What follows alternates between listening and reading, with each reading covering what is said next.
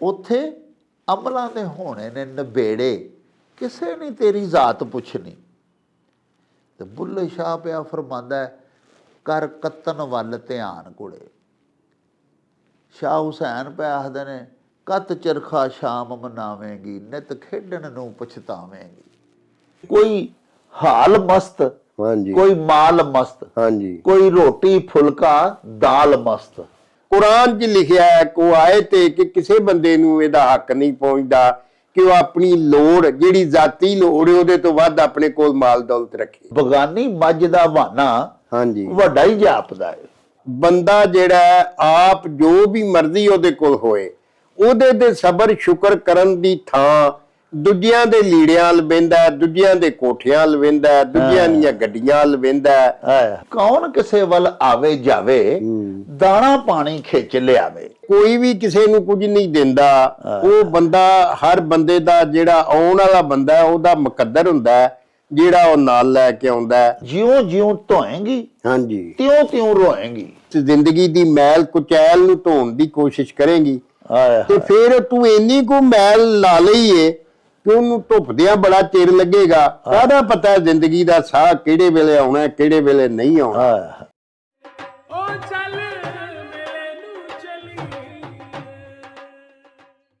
ਬਿਸਮਿल्लाह रहमान रहीम। शुरू खुदा दे नामों, जिस दा जोड़ जवाब ना कोई, जिस दी रहमत बख्शिश वाला अंत हिसाब ना कोई। दुनिया भर विच वसन वाले पंजाबीओ ते साडे प्यारे वेखन वालिओ, अस्सलामु अलैकुम, सत श्री अकाल, नमस्कार ते ढेर ढेर सलामा। पंजाबी माँ बोली दे जुबानों अदब ते सकाफत दे फरोग ते वधावे ते चढ़तल ते सिੱਖਿਆ ਲਈ शुरू ਕੀਤੇ ਜਾਣ ਵਾਲੇ ਤੁਹਾਡੇ ਆਪਣੇ YouTube ਚੈਨਲ ਮੇਲਾ ਟੀਵੀ ਦੇ ਉੱਤੇ ਤੁਹਾਨੂੰ ਦਿਲ ਦੀਆਂ ਡੂੰਘਾਈਆਂ ਤੋਂ ਸਤ ਬਿਸਮਿਲ੍ਲਾ ਤੇ ਜੀ ਆਇਆਂ ਨੂੰ ਆਖਦੇ ਆ। ਪਿਆਰਿਓ, ਸਾਡੀ ਇਹ ਬੇਨਤੀ ਹੈ ਵੀ ਆਪਣੇ ਇਸ ਚੈਨਲ ਨੂੰ ਸਬਸਕ੍ਰਾਈਬ ਕਰ ਲਵੋ, ਨਾਲ ਬਣਿਆ ਹੋਇਆ ਟੱਲੀ ਦਾ ਨਿਸ਼ਾਨ ਜ਼ਰੂਰ ਦਬਾਇਆ ਜੇ, ਤਾਂ ਕਿ ਸਾਡੇ तमाम तर ਨੋਟੀਫਿਕੇਸ਼ਨਸ बर वक्त ਤੁਹਾਡੇ ਤਾਈਂ ਅਪੜ ਸਕਣ। ਪਿਆਰਿਓ, ਸਾਡੇ ਐਪੀਸੋਡਸ ਨੂੰ ਲਾਈਕ ਤੇ ਆਪਸ ਦੇ ਵਿੱਚ ਸ਼ੇਅਰ ਵੀ ਕਰਿਆ ਕਰੋ ਤੇ ਆਪਣੇ ਕਮੈਂਟਸ ਸਾਨੂੰ ਜ਼ਰੂਰ ਭਿਜਵਾਇਆ ਕਰੋ, ਕਿਉਂਕਿ ਅਸੀਂ ਤੁਹਾਡੇ ਕਮੈਂਟਸ ਦੇ ਚਾਨਣੇ ਆਪਣੀ ਗੱਲਬਾਤ ਨੂੰ ਮਜ਼ੀਦ ਨਿਖਾਰਨ, ਸ਼ਿੰਗਾਰਨ ਤੇ ਸਵਾਰਨ ਦਾ ਆਰ ਤੇ ਯਤਨ ਵੀ ਕਰਦੇ ਰਹਿੰਦੇ ਆ। ਤੇ ਨਾਲੇ ਪਿਆਰਿਓ, ਤੁਹਾਡੇ ਕਮੈਂਟਸ ਸਾਡੇ ਲਈ ਬੜੀ ਹਲਾਸ਼ੇਰੀ ਦਾ ਮੂਜਬ ਵੀ ਤੇ ਹੁੰਦੇ ਨੇ। ਪਿਆਰਿਓ, ਸਾਡੇ ਪਿਆਰੇ ਨਬੀ ਪਾਕ ਆਕਾਏ ਨਾਮਦਾਰ ਮਦਨੀਏ ਤਾਜਦਾਰ ਹਜ਼ਰਤ ਮੁਹੰਮਦ ਮੁਸਤਫਾ ਸੱਲੱਲਾਹੁ अलैहि व आलिहि व असहाबिहि व अज़वाजिहि व बारिक वसल्लम। साड़ी सच्ची सरकार एक मरतबा अपने असहाब दे दरम्यान तशरीफ फरमा सन ते आप जी ने अपने असहाब नूं फरमाया कि मैं अज एक तुहानूं कहानी सुनान लगा। सारे हमातन गोश हो गए, मुतवज्जो हो गए, सरकार दी गल सुनन वाल उन्हां दी तवज्जो लग गई। सच्ची सरकार ने फरमाया कि एक आदमी सी ते उहदे 3 दोस्त सन। जिस वेले वो बंदा फौत होन लगा, मरजुल मौत दे विच मुबतला हो गया, बीमारी तूल फड़ गई, अजिही बीमारी जिहड़ी फिर जान लैके छड्ड दईए, उस बीमारी दे विच वो मस्कीन फस गया ते उहने अपने 3 दोस्तां नूं बुला लिया। उहनूं हुण जापदा सी पिया कि मैं नहीं बचना, सच्चे साहब दे हजूर हाज़र होण दा वेला आन पुज्जिया है।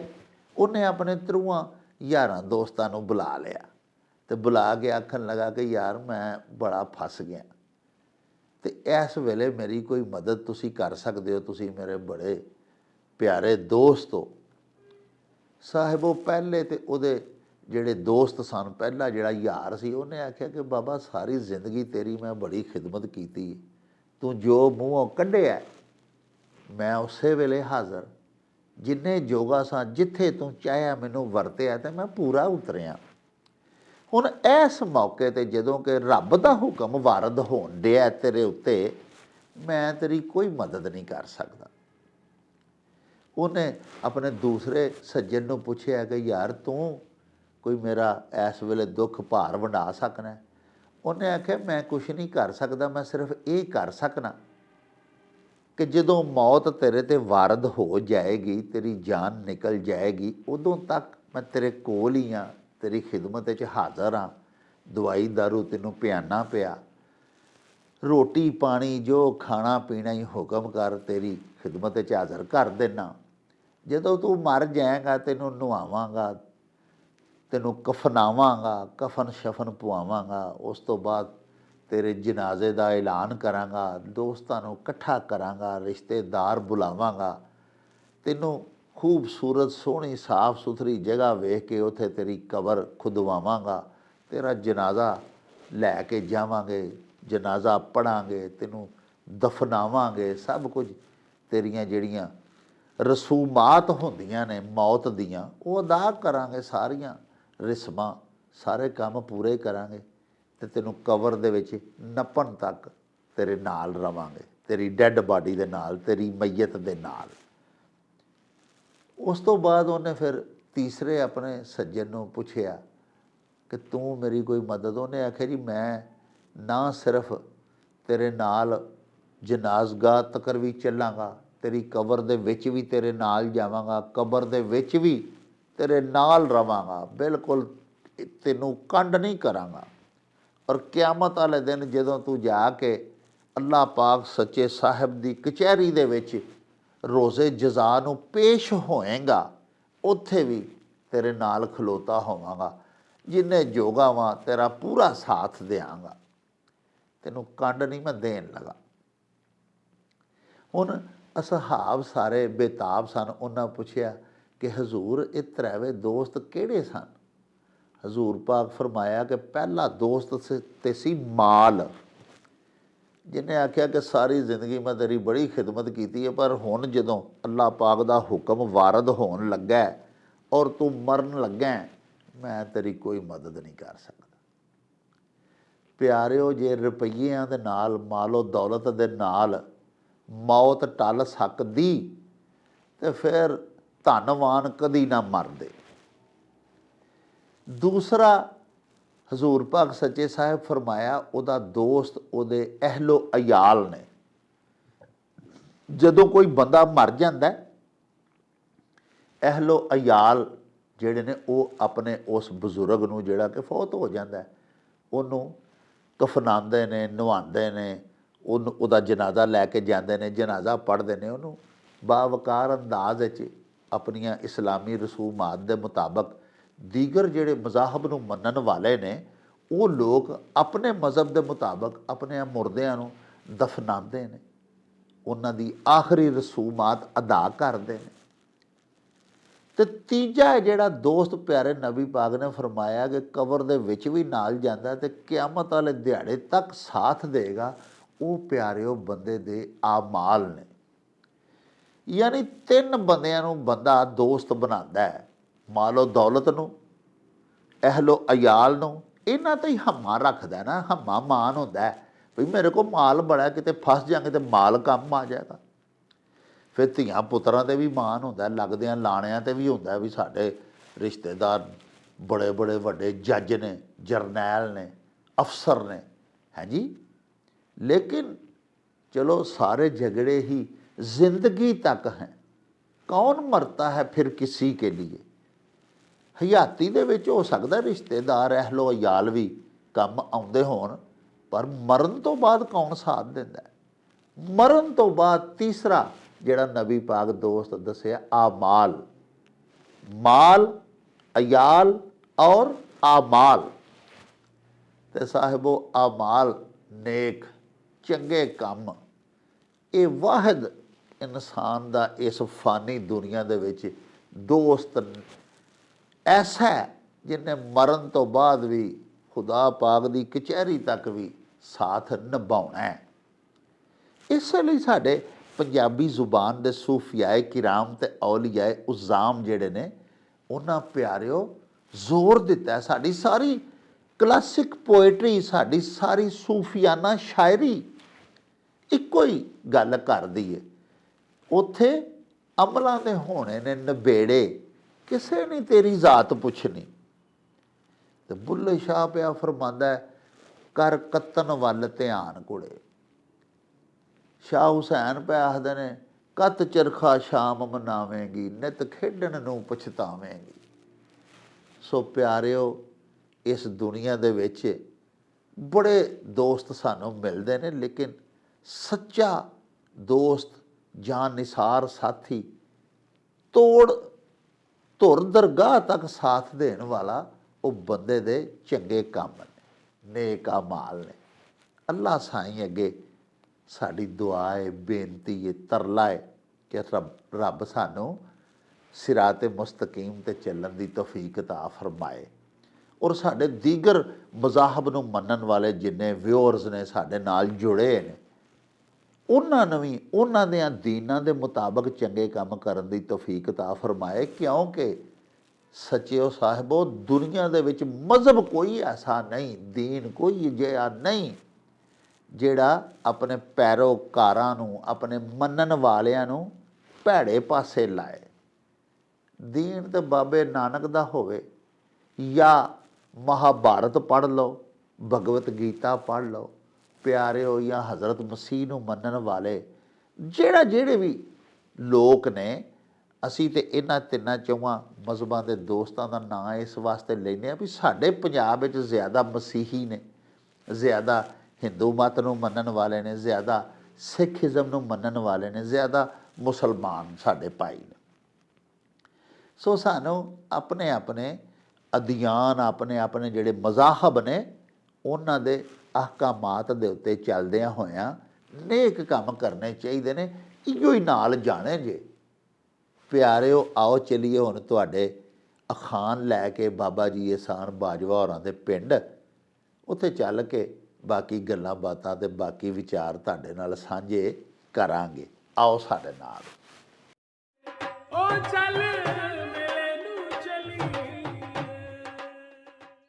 अस्सलामुअलैकुम जनाब बाजवा साहब जी। वालेकुम सलाम जनाब डॉक्टर साहब जी। आया नु जी, खैर होवे जी। बड़ी बड़ी जनाब नवाज़िश तुहाडी, बड़ी मेहरबानी जी। अच्छा मेरी सरकार, अज जनाब साडे बड़े एक प्यारे मित्र ने जी, साडे ਜਦੋਂ ਦੇ ਅਸੀਂ ਇਹ ਅਖਾਣਾ ਦਾ ਸਿਲਸਿਲਾ ਸ਼ੁਰੂ ਕੀਤਾ ਹੈ, ਸਾਡੇ ਨਾਲ ਜੁੜੇ ਨੇ जी जी।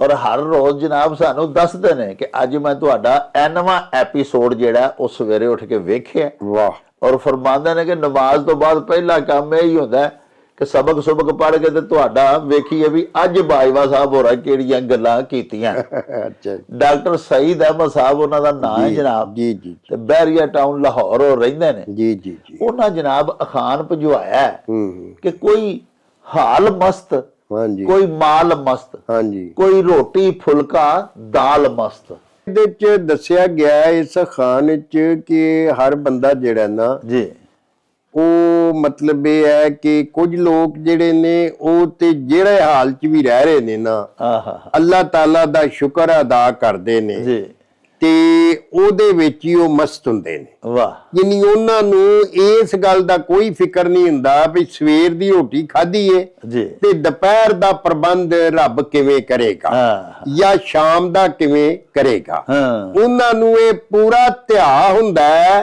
ਕਿ ਮਤਲਬ ਇਹ ਕਿ ਅੱਲਾ ਜਿੰਨੇ ਮੂੰਹ ਲਾਇਆ ਹੈ, ਵਾਹ। ਉਹਨੇ ਰੋਟੀ ਵੀ ਦੇਣੀ ਹੈ ਤੇ ਜਿੰਨੇ ਚੁੰਝ ਲਾਈ ਉਹਨੇ ਚੋਗ ਵੀ ਦੇਣੀ ਹੈ। ਵਾਹ। ਤੇ ਉਹ ਜਿਹੜੇ ਲੋਕ ਨੇ ਜਿਹੜੇ ਹਾਲ ਮਸਤ ਨੇ, ਆਪਣੇ ਹਾਲ 'ਚ ਜਿਹੜਾ ਵੀ ਹਾਲ 'ਚ ਰੱਬ ਸੋਹਣੇ ਉਹਨਾਂ ਨੂੰ ਰੱਖਿਆ ਹੈ, ਜੀ, ਭਾਵੇਂ ਗਰੀਬੀ ਹੈ ਜਾਂ ਜਿਹੋ ਜੀ ਵੀ ਸੂਰਤ ਹਾਲ ਹੈ, ਉਹ ਹਰ ਵੇਲੇ ਉਹਦਾ ਮਾਲਕ ਸੋਹਣੇ ਦਾ ਸ਼ੁਕਰਾਨਾ ਕਰਦੇ ਵਾਹ, ਰਹਿੰਦੇ ਨੇ। ਵਾਹ। ਹਾਂਜੀ। ਤੋ ਹਾਲ ਮਸਤ ਇਹ ਹੋ ਗਿਆ। ਕੁਝ ਜਿਹੜੇ ਨੇ ਨਾ ਜੀ ਉਹ ਮਾਲ ਮਸਤ ਨੇ, ਉਹਨਾਂ ਨੂੰ ਹਰ ਵੇਲੇ ਚਿੰਤਾ ਹੁੰਦੀ ਹੈ, ਇਧਰੋਂ ਮਾਲ ਆ ਰਿਹਾ, ਇਧਰੋਂ ਆ ਰਿਹਾ, ਜ਼ਿਆਦਾ ਤੋਂ ਜ਼ਿਆਦਾ ਮਾਲ ਇਕੱਠਾ ਕਰਨਾ ਹੈ। ਹਾਂਜੀ।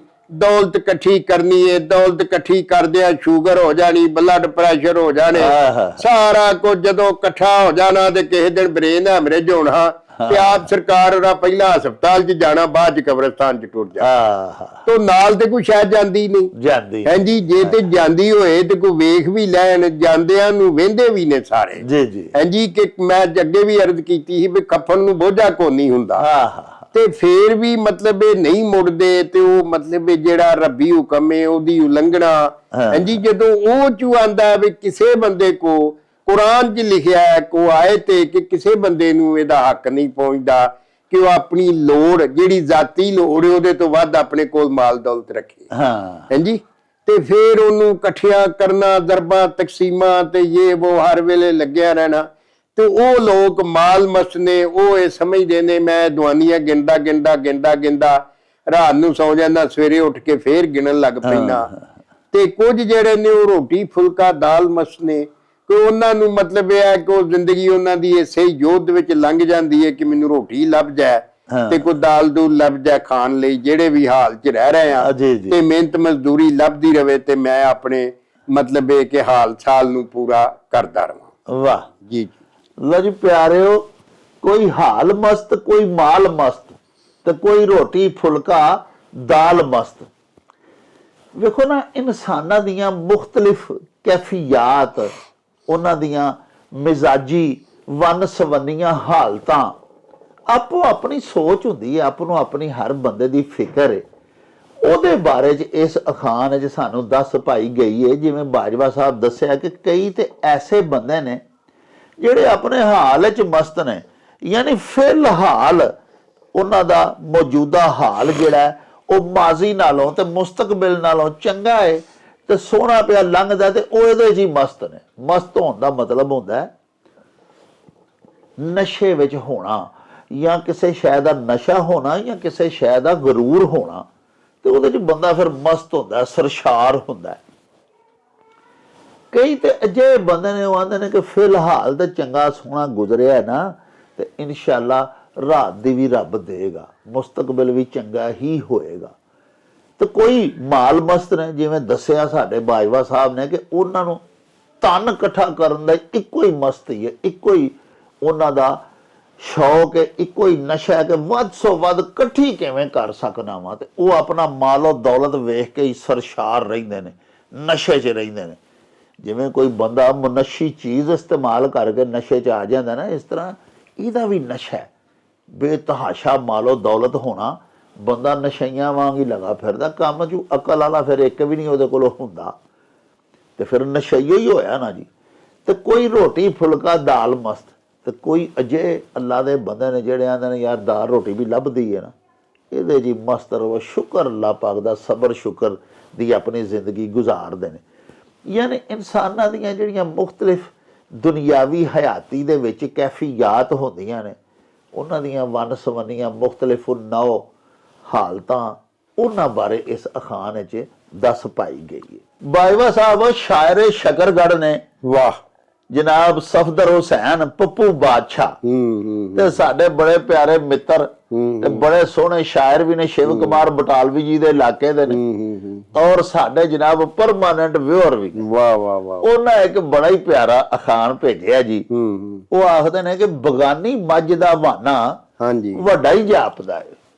ਹਾਂਜੀ, ਸ਼ਕਰਗੜ੍ਹ ਜੀ ਬੜਾ ਖਾਸ ਕਰ ਪੰਜਾਬੀ ਦੀ ਬੜੀ ਜੋਤ ਹੈ ਉੱਥੇ। ਕੀ ਮਰਸ਼ਦ ਸ਼ਹਜ਼ਾਦ ਸਾਹਿਬ ਨੇ ਸਾਡੇ, ਉਹਨਾਂ ਨੇ ਬੜਾ ਕੰਮ ਕੀਤਾ। ਉਹਨਾਂ ਦੇ ਸਾਹਿਬਜ਼ਾਦੇ ਨੇ ਅਮਨ ਨਈ ਮਰਸ਼ਦ, ਅੱਛਾ, ਫਿਰ ਆਰਫ ਮਹਿਮੂਦ ਸਾਹਿਬ ਨੇ, ਫਿਰ ਜਨਾਬ ਹੋਰ ਬੜੇ ਬਸ਼ੀਰ ਕਮਾਲ ਸਾਹਿਬ ਨੇ, ਤੇ ਹੋਰ ਬੜੇ ਹੀ ਦੋਸਤ ਨੇ ਸਾਡੇ ਜਿਨ੍ਹਾਂ ਨੇ, ਲੇਕਿਨ ਇਹਨਾਂ ਦਾ ਨਾਮ ਮੈਂ ਪਹਿਲੀ ਦਫਾ ਸੁਣਿਆ, ਤੇ ਕਿਉਂਕਿ ਇਹ ਵੀ ਸ਼ਾਇਰ ਹੀ ਸ਼ਕਰਗੜ੍ਹ ਨੇ। ਹਾਂਜੀ, ਤੇ ਜ਼ਾਹਰ ਹੈ ਚਲੋ ਕਿਤੇ ਮਾਰੂਫ ਸ਼ਖਸੀਅਤ ਹੋ ਗਈ, ਮੇਲ ਮਿਲਾਪ ਹੋ ਜਾਏਗਾ। ਤੇ ਖਾਨ ਇਹਨਾਂ ਜਿਹੜਾ ਦੱਸਿਆ ਨਾ ਜੀ, ਇਹਦੇ ਵਿੱਚ ਦੱਸਿਆ ਗਿਆ ਹੈ ਕਿ ਬੰਦਾ ਜਿਹੜਾ ਨਾ, ਉਹਦੇ ਜਿੰਨਾ ਚਿਰ ਉਹਦੇ ਜ਼ਿਹਨ ਦੀ ਠੋੜ ਨਹੀਂ ਨਾ ਮੁੱਕਦੀ, ਉਹਨਾਂ ਚਿਰ ਉਹ ਬੰਦਾ ਨਹੀਂ ਬਣਦਾ। ਜਿੰਨਾ ਚਿਰ ਉਹਦਾ ਲੋਭ ਲਾਲਚ ਨਹੀਂ ਮੁੱਕਦਾ, ਬੰਦਾ ਜਿਹੜਾ ਆਪ ਜੋ ਵੀ ਮਰਜ਼ੀ ਉਹਦੇ ਕੋਲ ਹੋਏ, ਉਹਦੇ ਤੇ ਸਬਰ ਸ਼ੁਕਰ ਕਰਨ ਦੀ ਥਾਂ ਦੂਜਿਆਂ ਦੇ ਲੀੜਿਆਂ ਲਵੇਂਦਾ, ਦੂਜਿਆਂ ਦੇ ਕੋਠਿਆਂ ਲਵੇਂਦਾ, ਦੂਜਿਆਂ ਦੀਆਂ ਗੱਡੀਆਂ ਲਵੇਂਦਾ, ਦੂਜਿਆਂ ਦੀਆਂ ਜ਼ਮੀਨਾਂ ਵੇਂਦਾ ਵੀ ਯਾਰ ਹੈ ਤੇ ਇੰਨੀ ਜ਼ਮੀਨ ਲੈ ਗਿਆ। ਆ ਤੇ ਐਡਾ ਵੱਡਾ ਕੋਠਾ ਬਣਾ ਲਿਆ ਜੀ ਐ ਤੇ ਜਨਾਬ ਐਡੇ ਚੰਗੇ ਕੱਪੜੇ ਪਾਉਂਦਾ ਭਈ ਤੂੰ ਅੱਲਾ ਦੇ ਬੰਦਿਆ ਆਪਣੇ ਵੱਲ ਵੇਖ ਕੇ ਤੈਨੂੰ ਉਹਨੇ ਜ਼ਿੰਦਗੀ ਦਿੱਤੀ ਹੈ ਤੈਨੂੰ ਆਲ ਔਲਾਦ ਦਿੱਤੀ ਹੈ ਤੈਨੂੰ ਸਿਹਤ ਦਿੱਤੀ ਹੈ ਤੈਨੂੰ ਅਦਮ ਤੋਂ ਵਜੂਦ ਵਿੱਚ ਲਿਆਂਦਾ ਮਾਲਕ ਸੋਹਣੇ ਨੇ ਤੇ ਜੋ ਤੇਰਾ ਲਿਖਿਆ ਲੇਖ ਹੈ ਉਹਨੇ ਤੈਨੂੰ ਦੇਣਾ ਹੈ ਤੂੰ ਦੂਜਿਆਂ ਦੀਆਂ ਮੱਝਾਂ ਦੇ ਹਵਾਨੇ ਵਹਿੰਦਾ ਫਿਰਨਾ ਵੀ ਉਹ ਵੱਡਾ ਸਾਰਾ ਹੀ ਦਿਸਦਾ ਯਾਰ ਬੜਾ ਵੱਡਾ ਹਵਾਨਾ ਉਹਦੀ ਮੱਝ ਦਾ ਤੈਨੂੰ ਜਿਹੜੀ ਰੱਬ ਨੇ ਮੱਝ ਦਿੱਤੀ ਏ ਤੂੰ ਉਹਦੇ ਹਵਾਨੇ ਤੇ ਸਬਰ ਸ਼ੁਕਰ ਕਰ ਤੋ ਇਸ ਅਖਾਨ ਚ ਮਤ ਦਿੱਤੀ ਗਈ ਹੈ ਕਿ ਸਾਨੂੰ ਜੋ ਅੱਲਾ ਸੋਹਣੇ ਦਿੱਤਾ ਹੈ ਉਹਦੇ ਤੇ ਸਬਰ ਸ਼ੁਕਰ ਕਰਨਾ ਚਾਹੀਦਾ ਉਹ ਲੋਕਾਂ ਵੱਲ ਵੇਖ ਕੇ ਮਤਲਬ ਇਹ ਕਿ ਵੇਖੋ ਨਾ ਕਿਸੇ ਦੀ ਉੱਚੀ ਬਿਲਡਿੰਗ ਵੱਲ ਵੇਂਦਿਆਂ ਆਪਣਾ ਸਿਰ ਇੰਜ ਕਰੋ ਤੇ ਪਾਗੀ ਲੈ ਜੇ ਤੇ ਉਹਦਾ ਫਾਇਦਾ ਕੀ ਹੈ ਹਾਂਜੀ ਤੇ ਚੱਜ ਦਾ ਕੰਮ ਕਰੋ ਜੋ ਰੱਬ ਸੋਹਣੇ ਦਿੱਤਾ ਹੈ ਉਹਦੇ ਤੇ ਸਬਰ ਸ਼ੁਕਰ ਕਰੋ ਹੱਕ ਹਲਾਲ ਦੀ ਮਿਹਨਤ ਮਜ਼ਦੂਰੀ ਕਰੋ ਤੇ ਲੋਕਾਂ ਦੇ ਉੱਚੀਆਂ ਕੋਠੀਆਂ ਨੂੰ ਵੇਖ ਕੇ ਤੇ ਆਪਣੀਆਂ ਪੱਗਾਂ ਸਿਰਾਂ ਤੋਂ ਨਾ ਲਾਓ ਵਾਹ ਜੀ ਵਾਹ ਲੋ ਜੀ ਸਾਹਿਬੋ ਪੱਪੂ ਬਾਦਸ਼ਾਹ ਜਿਹੜੇ ਕਿ ਸ਼ਾਇਰ ਸ਼ਕਰਗੜ੍ਹ ਨੇ ਉਹਨਾਂ ਸਾਨੂੰ ਅਖਾਣ ਭਜਵਾਇਆ ਸੀ ਇਸ ਅਖਾਣ 'ਚ ਬੜਾ ਹੀ ਵੱਡਾ ਸਬਕ ਹੈ ਸਾਡੇ ਵਾਸਤੇ ਵੇਖੋ ਜੀ ਵੀ ਬਗਾਨੀ ਮੱਝ ਦਾ ਹਵਾਨਾ ਵੱਡਾ ਹੀ ਜਾਪਦਾ ਹੈ ਪਿਆਰਿਓ ਗੁਜ਼ਾਰਿਸ਼ ਇਹ ਵੇ ਕਿ ਇੱਕ ਤੇ ਜਿਹੜੀ ਸ਼ੈ ਅੱਲਾ ਪਾਕ ਸੱਚੇ ਸਾਹਿਬ ਸਾਨੂੰ ਦਿੱਤੀ ਹੈ ਬਾਈਵਾ ਸਾਹਿਬ ਫਰਮਾਇਆ ਸਾਨੂੰ ਉਹਦਾ ਸ਼ੁਕਰ ਅਦਾ ਕਰਨਾ ਚਾਹੀਦਾ ਕਰੋੜ ਸ਼ੁਕਰ ਅੱਲਾ ਪਾਕ ਦਾ ਕਰਨਾ ਚਾਹੀਦਾ ਪਰ ਅਸੀਂ ਵੇਖੋ ਐਸੀ ਇਨਸਾਨੀ ਫਿਤਰਤ ਹੈ ਕਿ ਜਿਹੜੀ ਸ਼ੈ ਸਾਨੂੰ ਹਾਸਲ ਹੋ ਜਾਏ ਜਾਂ ਸਾਡੇ ਹੱਥ ਆ ਜਾਏ ਸਾਡੀ ਮਲਕੀਅਤ ਵਿੱਚ ਆ ਜਾਏ ਅਸੀਂ ਉਹਦੀ ਕਦਰ ਨਹੀਂ ਕਰਦੇ ਇਹ ਇੱਕ ਸਾਡੀ ਫਿਤਰਤ ਹੁੰਦੀ ਹੈ ਅਸੀਂ ਕਿਸੇ ਸ਼ੈ ਦੇ ਚਾਹੀਵਾਨ ਹੋ ਜਾਂਦੇ ਆ ਤਾਲਬ ਬਣ ਜਾਂਦੇ ਆ ਜਿੰਨੀ ਦੇਰ ਤੇ ਉਹ ਸਾਨੂੰ ਲੱਭਦੀ ਨਹੀਂ ਅਸੀਂ ਅੰਨੇ ਵਾਹ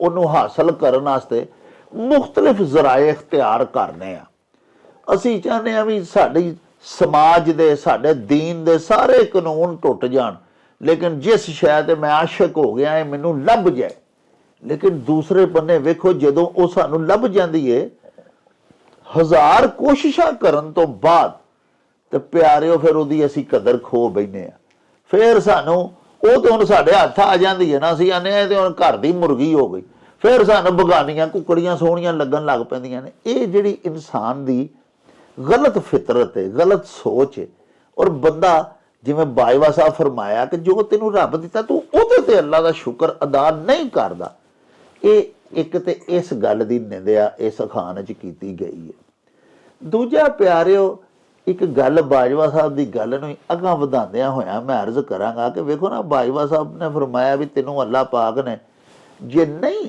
ਬੋਸਕੀ ਪਾਣ ਦੀ ਤੌਫੀਕ ਦਿੱਤੀ ਤੂੰ ਵੇਨਾ ਵੀ ਫਲਾਣੇ ਬੰਦੇ ਕੋਲ ਬੜੇ ਆਲਾ ਮਲਬੂਸਾਤ ਨੇ ਬੜੇ ਸੋਹਣੇ ਉਹ ਕੱਪੜੇ ਪਾ ਰਿਹਾ ਬੜੀ ਵੱਡੀ ਗੱਡੀ 'ਚੋਂ ਫਿਰ ਰਿਹਾ ਤੇ ਤੂੰ ਇਹ ਤੇ ਪਿਆਰਿਆ ਵੇਖ ਨਾ ਕਿ ਉਹਨੂੰ ਸ਼ੂਗਰ ਵੀ ਏ ਉਹਨੂੰ ਬਲੱਡ ਪ੍ਰੈਸ਼ਰ ਵੀ ਏ ਉਹਨੂੰ ਕਈ ਬਿਮਾਰੀਆਂ ਨੇ ਤੈਨੂੰ ਅੱਲਾ ਨੇ ਮੁਕੰਮਲ ਸਿਹਤ ਦਿੱਤੀ ਏ ਉਹ ਹੋ ਸਕਦਾ ਬੇ ਔਲਾਦ ਹੈ ਤੈਨੂੰ ਖੁਦਾ ਨੇ ਪੁੱਤਰ ਦਿੱਤੇ ਨੇ ਧੀਆਂ ਦਿੱਤੀਆਂ ਹੋਈਆਂ ਨੇ ਯਾਨੀ ਸਿਰਫ ਮਾਲੋ ਦੌਲਤ ਹੀ ਅੱਲਾ ਪਾਕ ਦੀਆਂ ਅਨਾਇਆਤ ਨਹੀਂ ਉਹ ਸਾਹਿਬੋ ਅੱਲਾ ਪਾਕ ਨੇ ਤੁਹਾਨੂੰ ਇੱਜ਼ਤ ਦਿੱਤੀ ਏ ਇਹਦੇ ਤੇ ਵੀ ਅੱਲਾ ਦਾ ਸ਼ੁਕਰ ਕਰੋ ਅੱਲਾ ਪਾਕ ਨੇ ਤੁਹਾਨੂੰ ਸਿਹਤ ਦਿੱਤੀ ਏ ਜਿਹੜੀ ਕਿ ਕਰੋੜਾਂ ਅਰਬਾਂ ਨਾਲ ਨਹੀਂ ਲੱਭਦੀ ਅਰਬ ਰੁਪਈਆ ਹੋਵੇ ਕੋਲ ਤਾਂ ਸਿਹਤ ਨਹੀਂ ਲੱਭ ਸਕਦੀ ਤੇ ਇਹਦੇ ਤੇ ਸ਼ੁਕਰ ਕਰੋ ਬਜਾਏ ਇਹਦੇ ਕਿ ਅਸੀਂ ਦੂਸਰਿਆਂ ਦੀਆਂ ਚੀਜ਼ਾਂ ਵੇਖੀਏ ਸਾਹਮਣੇ ਚਮਕਦੀਆਂ ਹੋਈਆਂ ਹਾਲਾਂਕਿ ਹਰ ਚਮਕਦੀ ਸ਼ਾਇਦ ਸੋਨਾ ਨਹੀਂ ਹੁੰਦੀ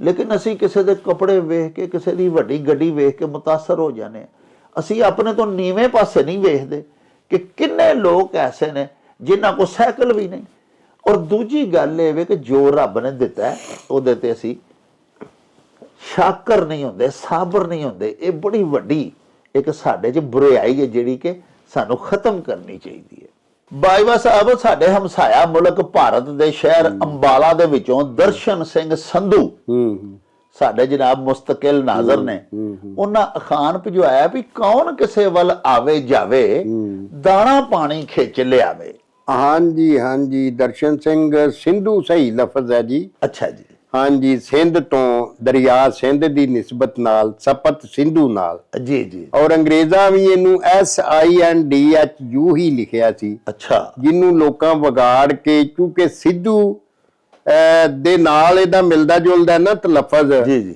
ਉਹ ਫਿਰ ਲੋਕਾਂ ਸੰਧੂ ਬਣਾ ਲਿਆ। ਅਸਲ ਉਚਾਰਨ ਸਿੰਧੂ ਹੈ, ਸਿੰਧੂ। ਹਾਂਜੀ।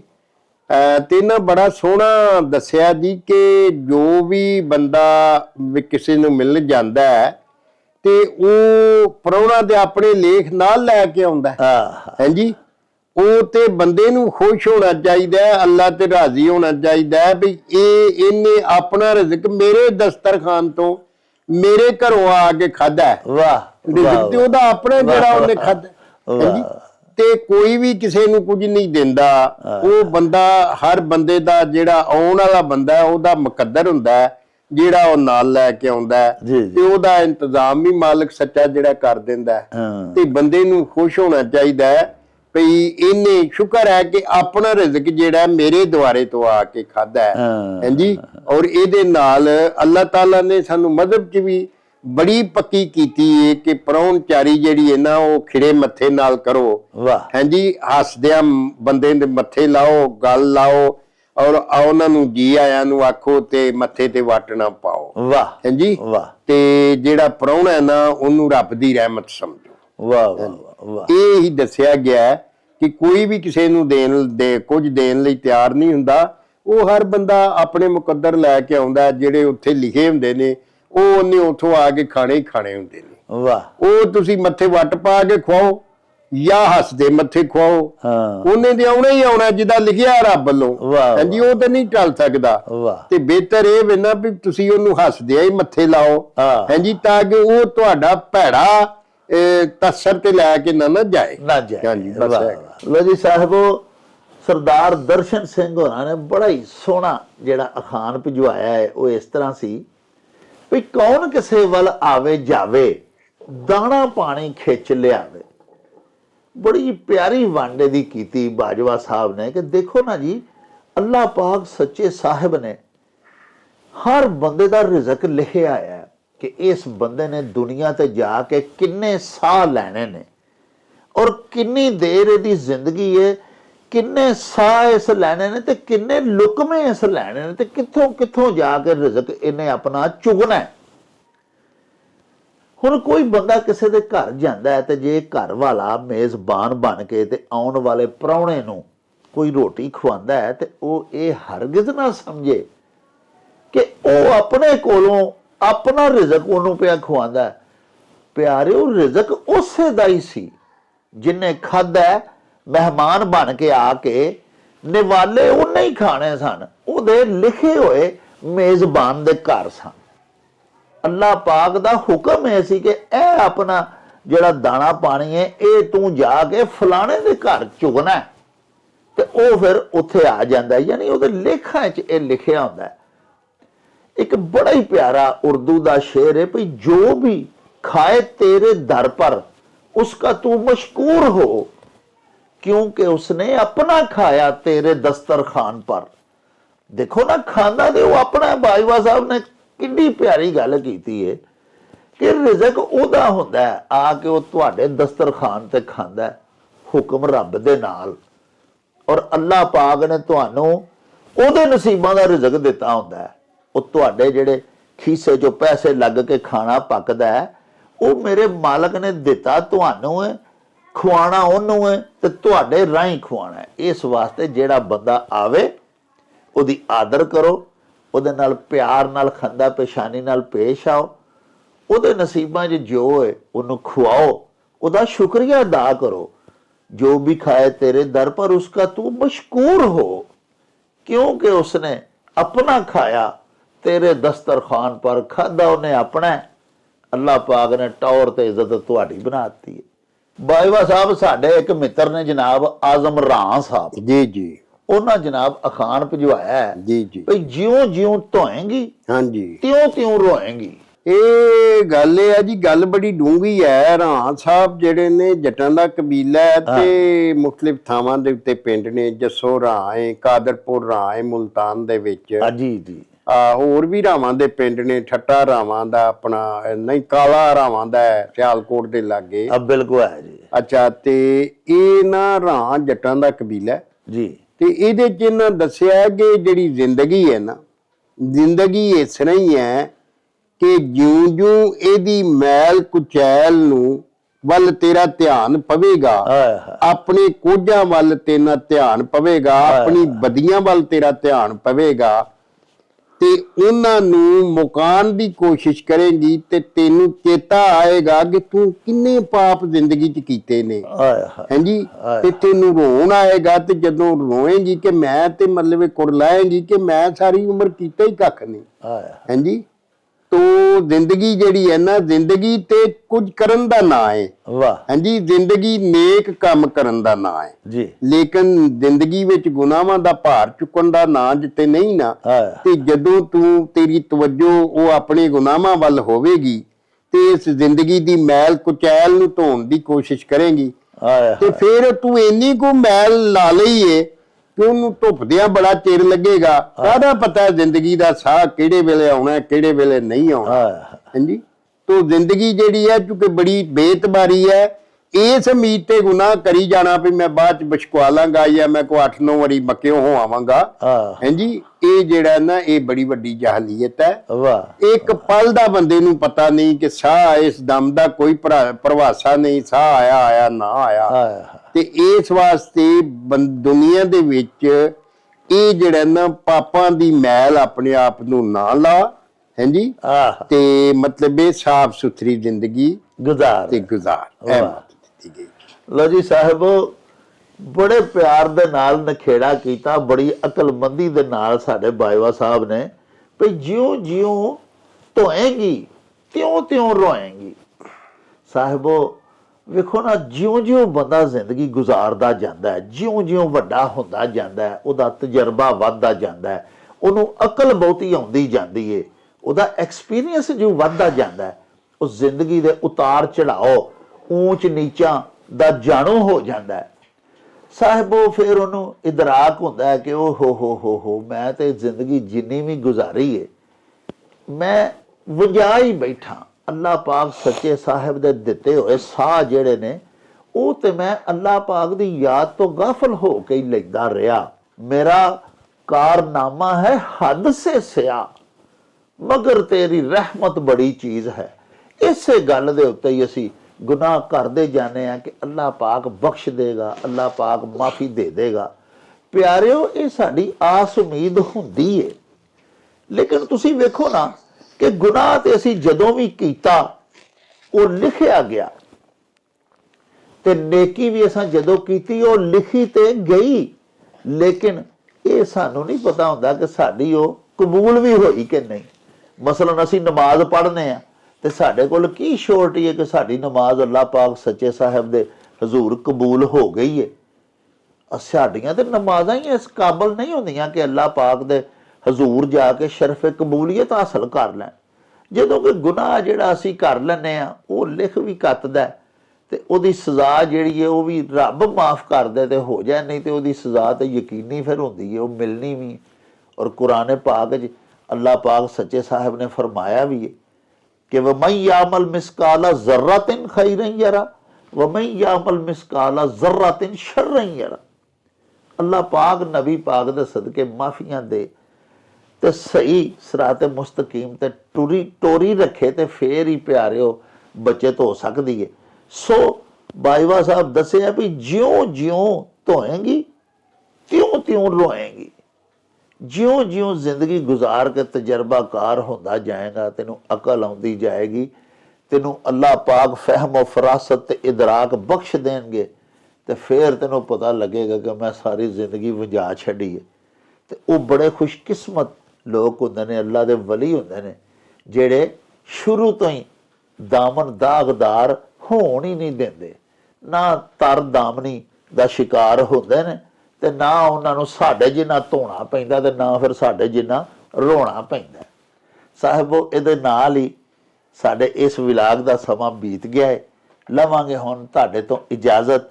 ਲੈ ਉਹ ਯਾਰ ਹਵਾਲੇ ਰੱਬ ਦੇ ਤੇ ਮੇਲੇ 4 ਦਿਨਾਂ ਦੇ, ਉਸ ਦਿਨ ਈਦ ਮੁਬਾਰਕ ਹੋਸੀ, ਜਿਸ ਦਿਨ ਫੇਰ ਮਿਲਾਂਗੇ, ਰੱਬ ਰਾਖਾ ਤੇ ਅੱਲਾ ਬੇਲੀ।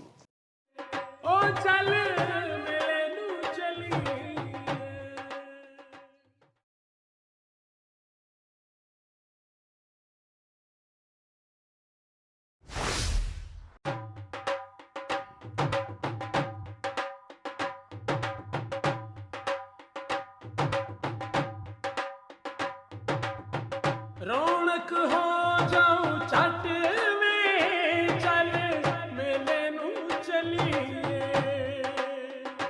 ਓ ਰੌਣਕ ਹੋ ਜਾਊ ਛੱਟ ਵੇ, ਚੱਲ ਮੇਲੇ ਨੂੰ ਚਲੀਏ। ਮੱਲਾ ਕੱਢ ਕੁੜਦੇ ਦੇ ਵੱਟ ਵੇ, ਚੱਲ ਮੇਲੇ ਨੂੰ ਚਲੀਏ। ਹਾਏ ਚੱਲ